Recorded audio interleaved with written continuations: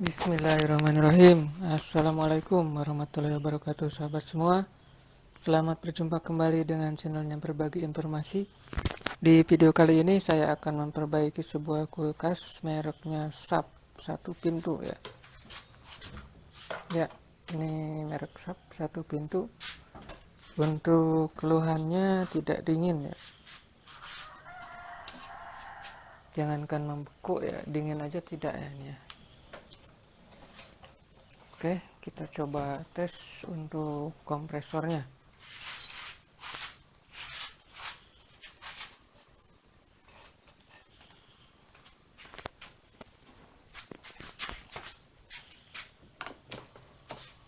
Ya, kompresornya hidup. Kedengaran dengung ya. Coba saya dekatkan. Ya, untuk kompresornya hidup nih. Nah, ada dengungnya.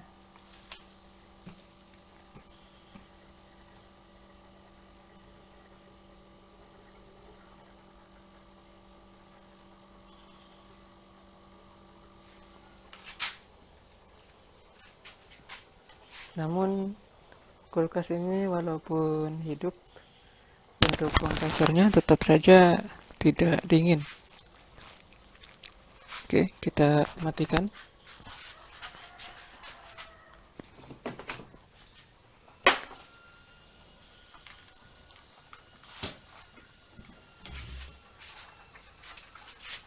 Ya, untuk permasalahan seperti ini kita harus teliti untuk kebocoran ya. Kita akan bongkar ini. Kita buka, kita teliti apakah ada kebocoran di evaporator.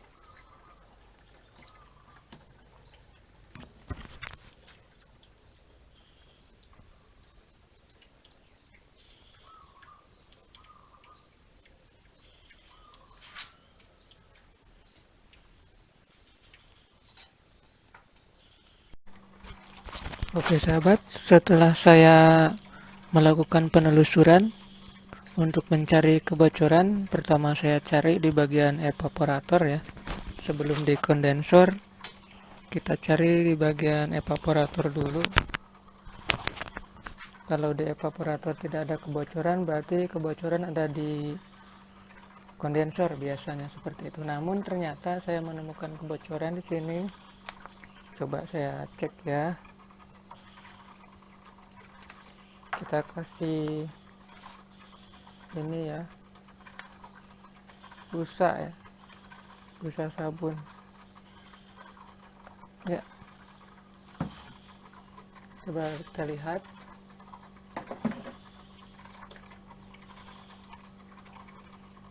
Nah, kan dia menggelembung ya.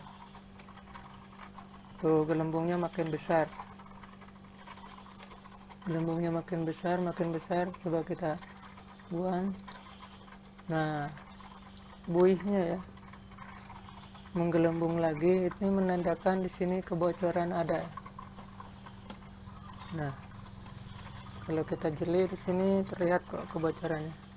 Walaupun kecil, namun ini sangat berpengaruh bagi freon untuk bocor.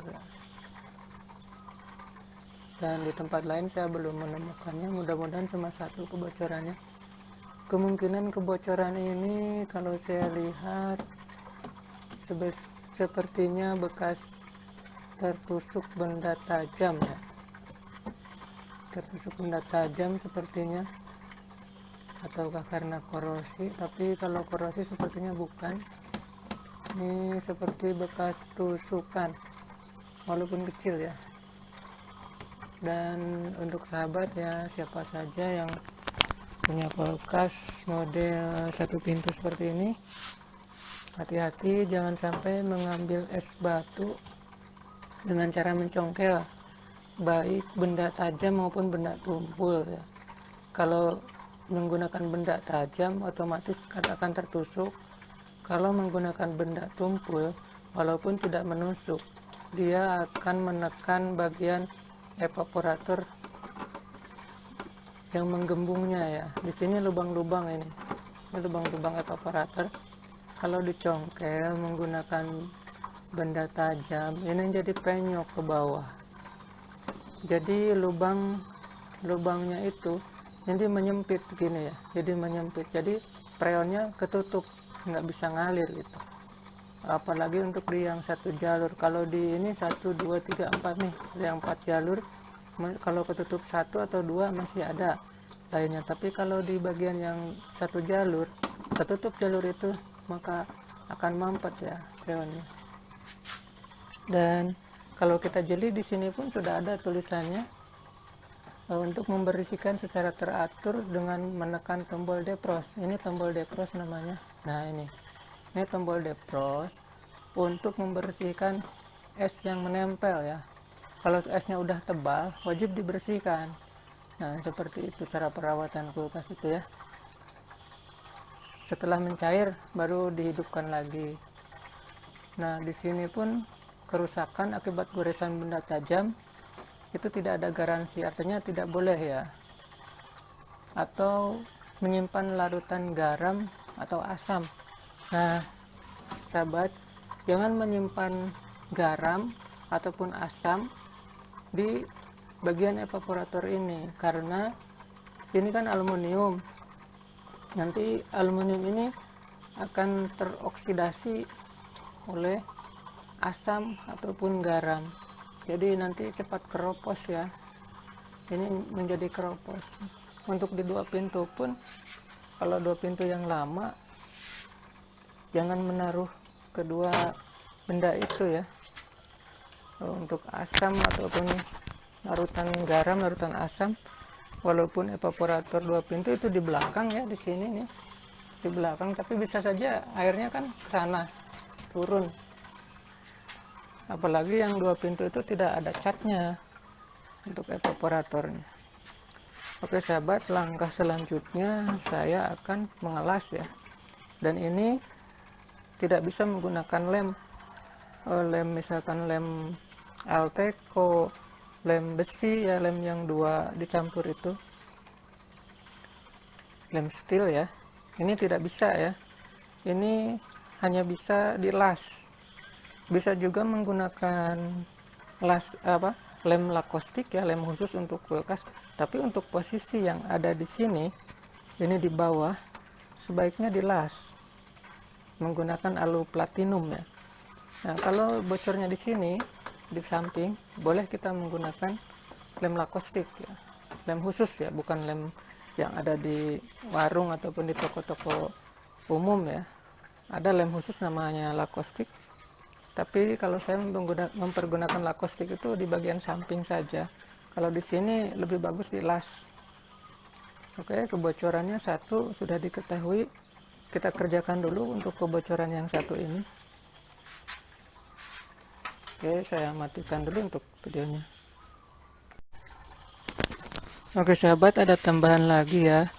Kalau sahabat menemukan kasus seperti ini atau mengalami ya, misalkan lupa mencongkel bagian evaporator ini, ngambil es batu lalu kecongkel, dan tahu kecongkel, terus biasanya akan keluar gas ya, gas freon keluar.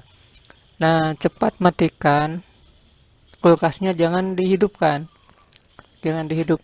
cepat matikan, karena kalau dihidupkan nanti air akan masuk ya, air akan masuk ke sini, lalu masuk ke jalur evaporator, masuk ke jalur kondensor, dan masuk ke kompresor. Nah, kalau udah air masuk ke kompresor, itu sangat berbahaya. Nanti kompresornya bisa mati total, tidak bisa hidup lagi, dan kompresor itu mahal harganya.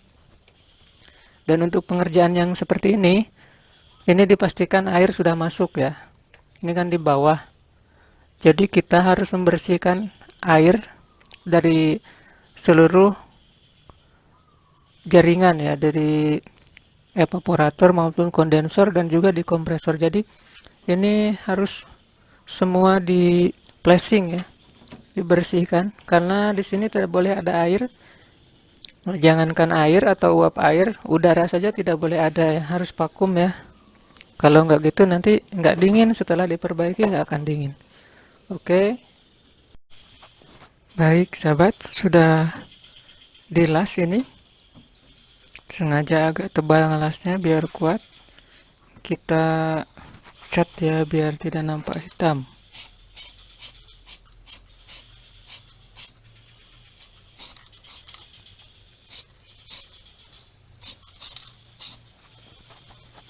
Nanti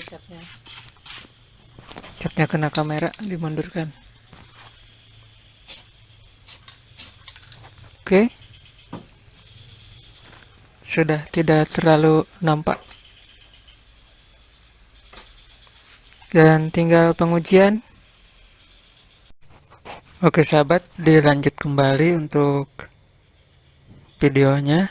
Ini kulkasnya sudah saya selesaikan pekerjaannya, dan kompresor masih hidup, sudah saya nyalakan beberapa jam. Kita lihat apakah bisa membeku.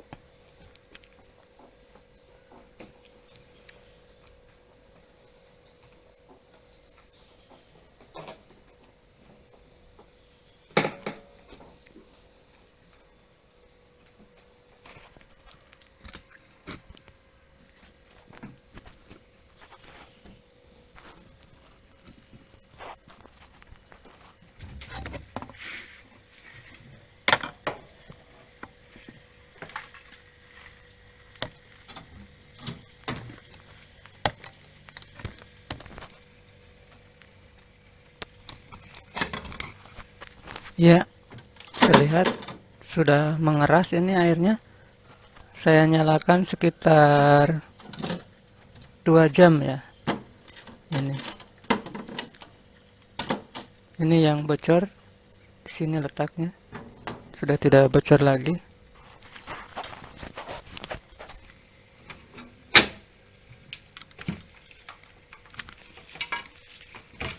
Ya, sahabat. Jadi untuk kulkas satu pintu ya, sekali lagi hati-hati jangan sampai tertusuk bagian epapnya ya.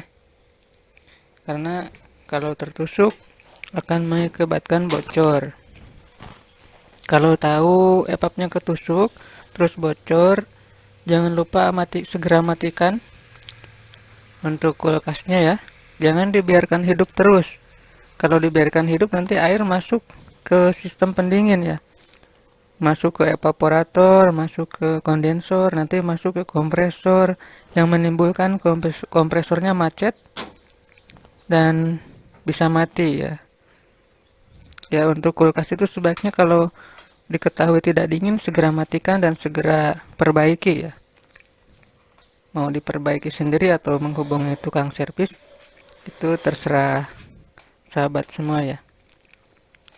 Demikian videonya, semoga bermanfaat.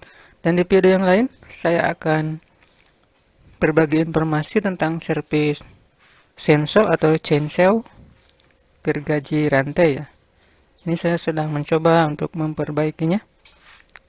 Demikian sahabat, mudah-mudahan ada manfaatnya. Wassalamualaikum warahmatullahi wabarakatuh.